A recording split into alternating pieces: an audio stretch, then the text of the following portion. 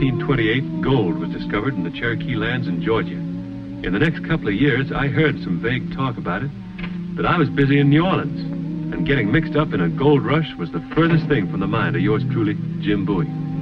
As a matter of fact, the night I did get involved in it, I was on the porch of my hotel waiting for a lady. Good evening, Cherry. Let's go in the lobby. No, Jim. Over here. Huh? Thank heaven you got my note. Wow, the secrecy. The police on your track again? No, it's worse than that. Listen carefully.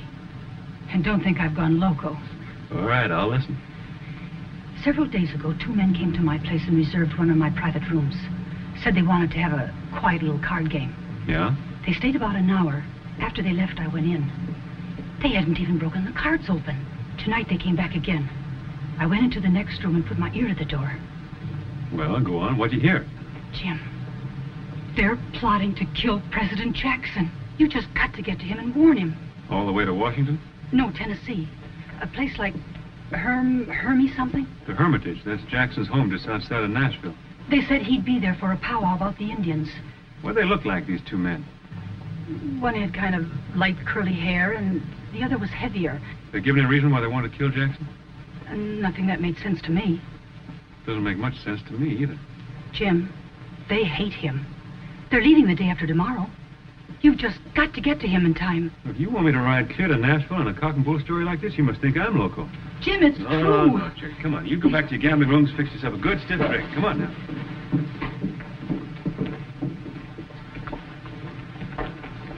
Jim. Go on, Cherry. Be a good girl. I got an appointment. Good night.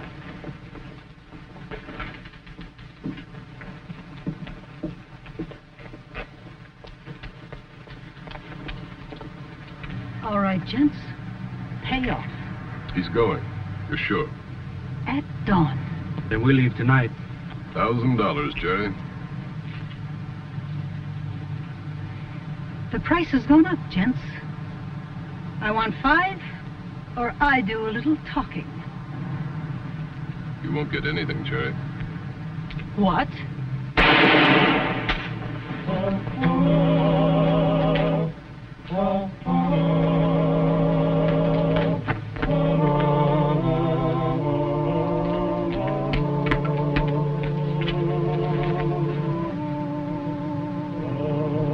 Here's Cherry Blondell.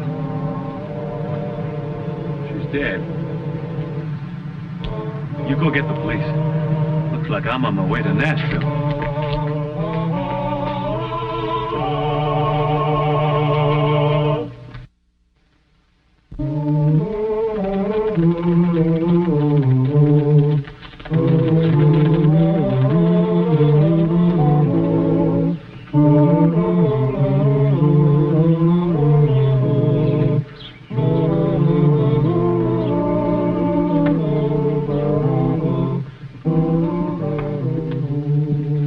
Why do we have to wait for Bowie? What if he doesn't stop here? Where else can he stop on this part of the Natchez Trace? He'll be on his guard. He won't believe me. It's the truth, isn't it? You are half Cherokee. You have been treated like a dog. He'll believe you. It's a waste of time. I want to kill that Indian hater in the White House in a hurry. You couldn't get past the gate. But with Bowie to pave the way, you'll walk right in. Straight up to your great white father. Jethro, we hate Jackson just as much as you do. You think we enjoy having our plantations taken away from us by his tariffs? You talk about dollars and cents. I'm talking about what he's doing to the whole Cherokee nation.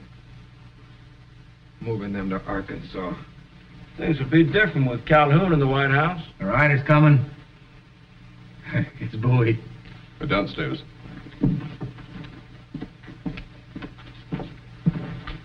Hit me hard and make it look good. It's all in your lap now.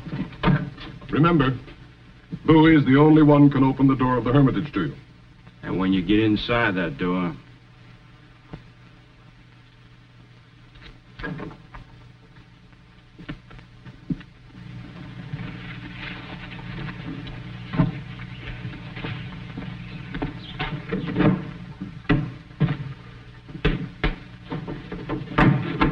Howdy, landlord. Howdy.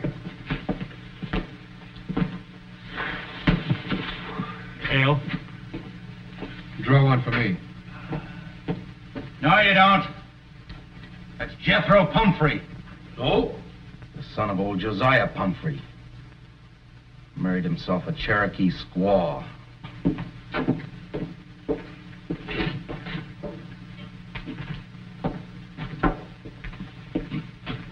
Ain't no Indians gonna drink in the same place I do.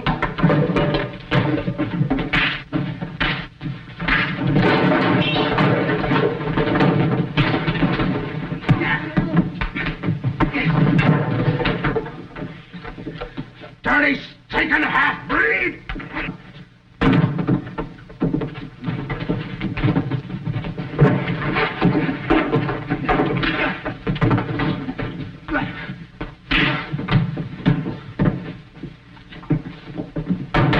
Hold it.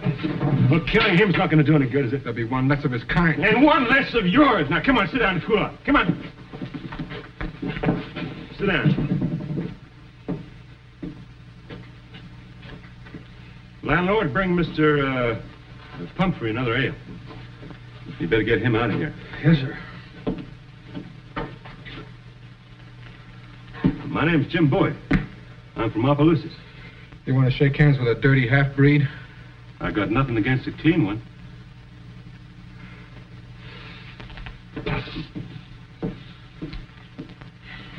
Well, you sure get your dander up, don't you? I reckon you do have a problem. Killing isn't going to solve anything, is it? What will?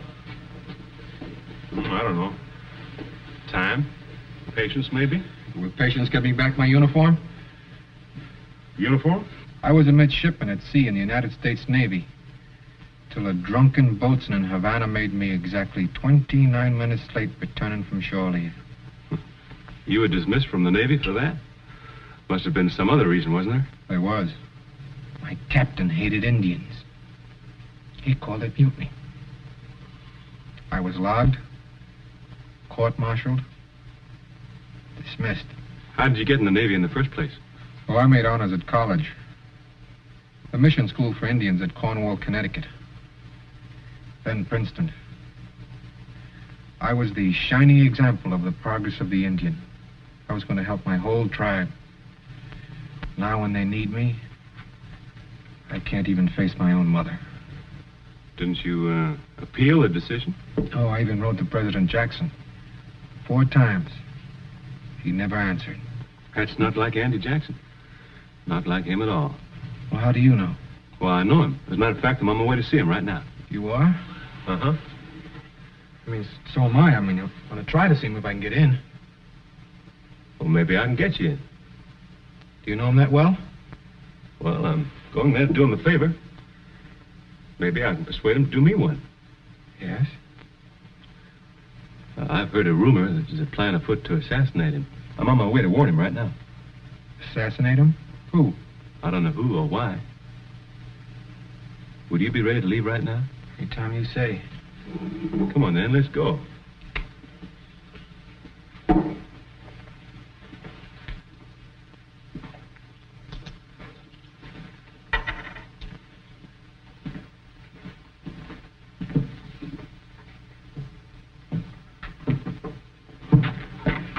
You got a horse? Oh. What if I didn't have a horse? Well, maybe we could have gotten you one.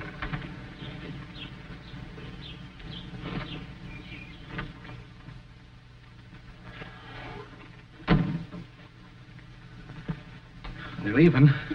We saw them. Here's your money, Slater. And a little extra. Help you forget all about it. Oh, I'm very forgetful. Matter of fact, I forgot to tell you, gentlemen, I was down in Georgia myself last month. A place called Dahlonega. You know, where them Cherokees struck gold. Gold? Yeah. And it sure got my hackles up seeing them red savages take all that money out of the ground. You gentlemen from Georgia ought to do something about that. Run them Indians out and get them mines for yourself. And Congress has already passed a law about it, the Indian Removal Bill. Yeah, but they got a treaty, and they're plenty smart, them Cherokees. I hear they're hiring big lawyers. You may drag it out for years. It is possible. And all that time, all that gold going out. Seems to me there ought to be a faster way. For instance? Well, say a Cherokee was to assassinate the president. If that happened, them Indians would get moved out real fast. That is, what's left of them. Just, how does this concern us and you?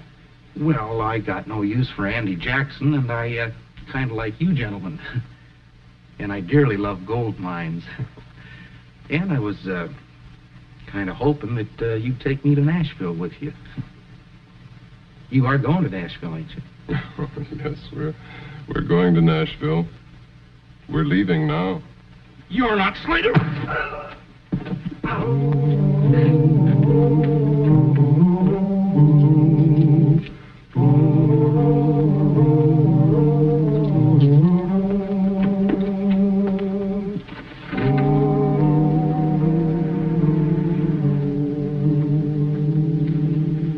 $14 for you, Mr. Bowie. And $16 for you, Mr. Pomfret. Has President Jackson arrived at the Hermitage yet? Yesterday, sir. The whole town's excited. I'll bet it is. Thank you. Jethro, you going up to your room, get changed and washed. I'll go see when we can get an appointment. All right.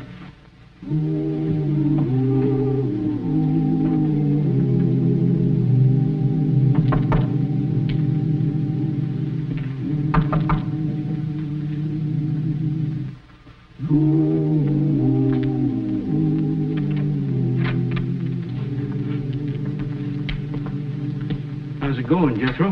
How do you think it's going? Fine. He doesn't suspect anything, does he? No. It was even his idea to take me to see the president. Just like we figured. Listen, Marlowe. I can get to Jackson by myself. Why do we have to use Bowie? You're using Bowie to get justice for your tribe, aren't you? You're not asking him to pull the trigger, are you? But I don't need him. Look, Jethro. When we found you, you were drunk on the levee at New Orleans. Was that helping your people? This way, you can get that Indian hater out of the White House. Do us all some good. All right. All right, get out before he gets back here. I'll come back to town after you're through. We'll find you and help you get away. There won't be any afterwards for me. You have a gun, you know what to do. What if I don't get a chance to use it? Come back here. We'll start over. And one shot's all you're going to get, don't forget that. One shot's all I'll need.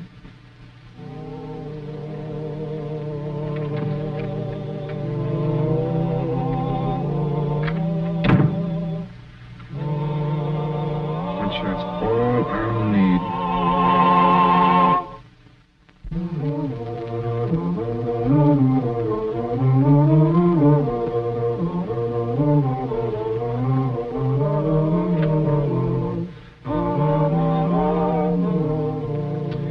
That's the late Mrs. Jackson. She died in this house just before he took office. The president will see you gentlemen now. Thank you. I'll go in first.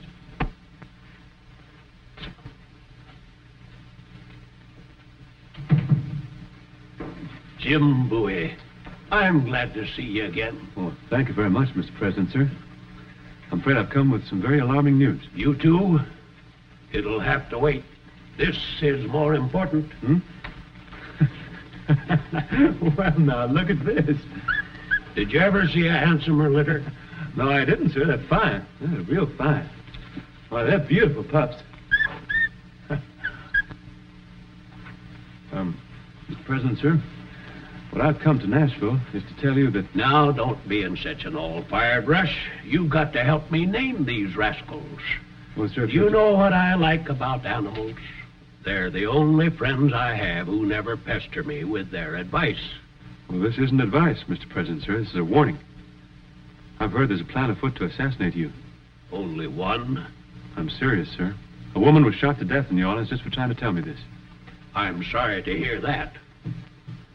Thank you, sir. It was Monday night.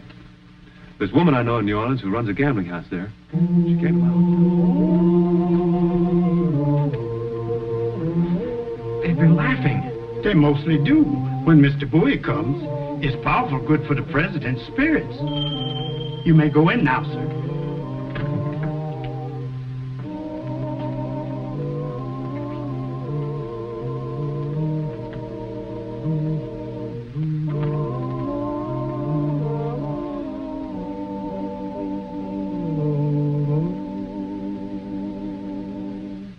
This one looks kind of ornery.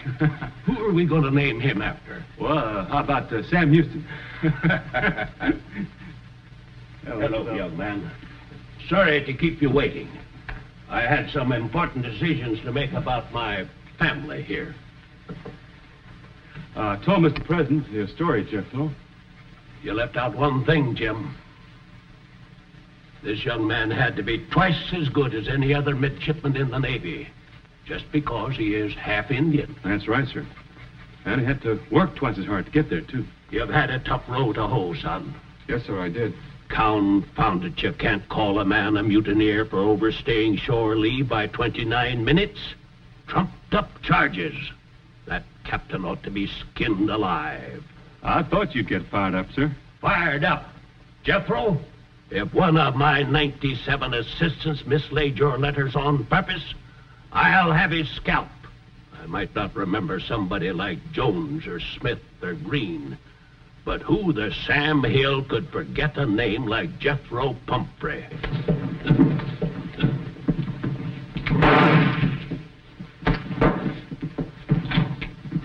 I couldn't do it. I couldn't do it. Dirty polecat.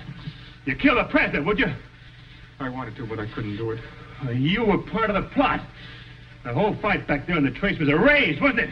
Jim. You used me. You duped me to bring you here just so you could shoot the president. I said let him go.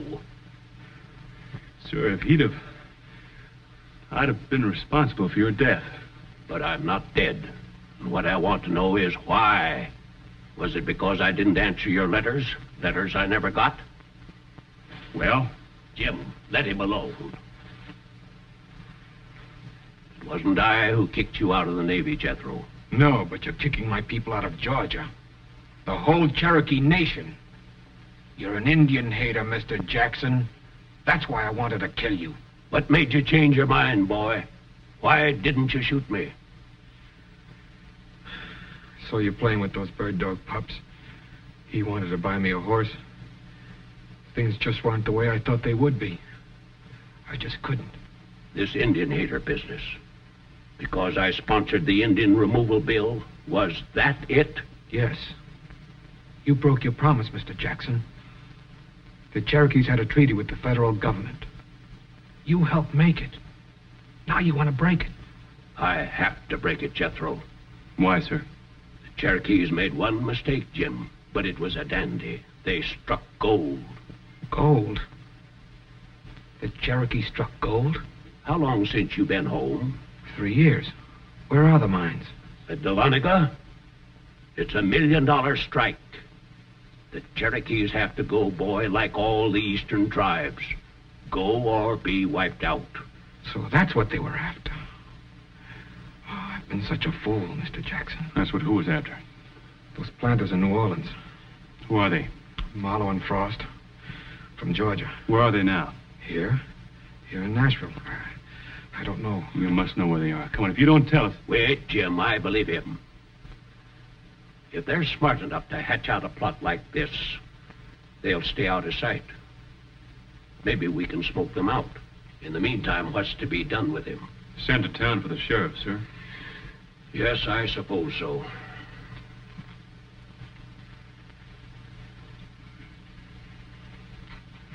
Jethro?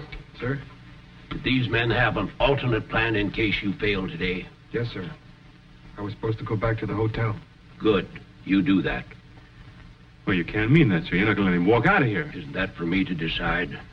I'm the target. Yeah, but you can't trust him. Put yourself in his place.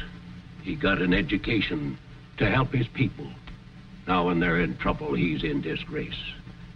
This is his chance to redeem himself. Go back to town, Jethro, and if they come to you, Report to Jim Bowie at his hotel. You mean I'm to wait back at my hotel, cooped up with my hands tied behind You always have to wait for big game. Get along, Jethro. Thank you, sir.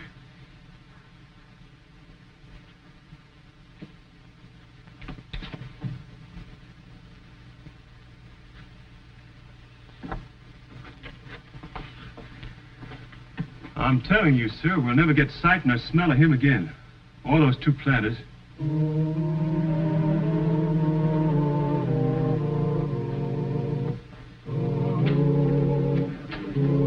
Well, this is a surprise.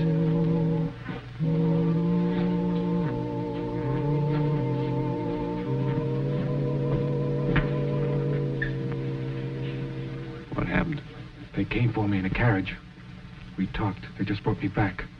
Well? There's a new plan. They know he puts flowers on his wife's grave every morning. That's the way they would do it. I'm the one who's supposed to do it. Tomorrow morning. Why would they give you another chance? Well, I told them I didn't get close enough today to risk a shot. You going alone? No. They're going with me. But I'll make sure nothing happens to Mr. Jackson. I wish I could trust you. The president does. And you have no choice, Mr. Bowie. All right, you go to your room and wait there.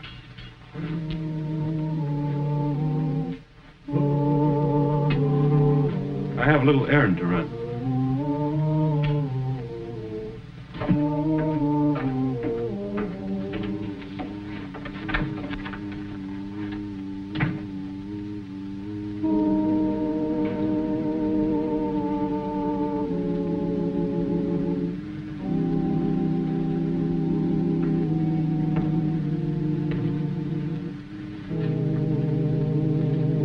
Now, go ahead and shoot.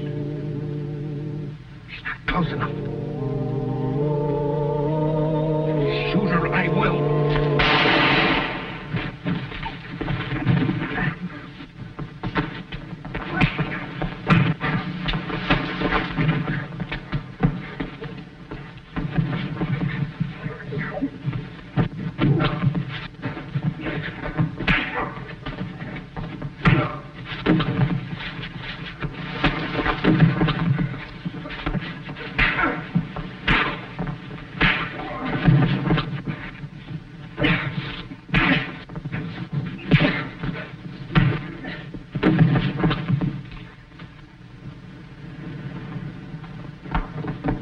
Hold those two for the murder of Cherry Blondell in New Orleans. Mr. Bowie. Yeah, I had a hard time talking the president into this. Here it comes now. This fool pup tripped me when I was hunting my sword. Anybody hurt? No, sir. I'm mighty grateful to both of you. But there is one more favor I want to ask. They're starting to write books about me, but this is one chapter I don't want in any of them. Understand? Yes, sir. Yes, sir.